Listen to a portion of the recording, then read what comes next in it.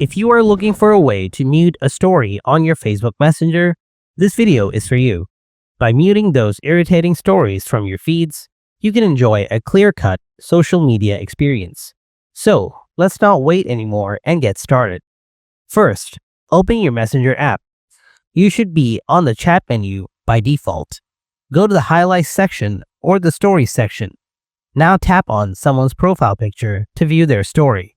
While viewing the story, click on the three dot over here. Here, select Mute Story.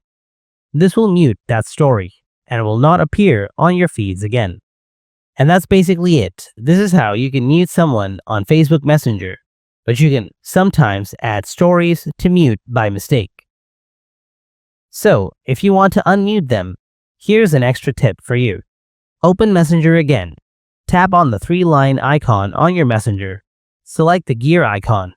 Now, scroll down and find Privacy and Safety. Open it. Scroll down again. Now, click on Story Controls. Here, you will find stories you've muted.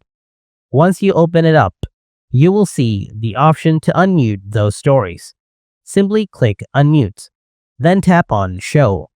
And that's all there is to it. You know all about muting someone on Messenger.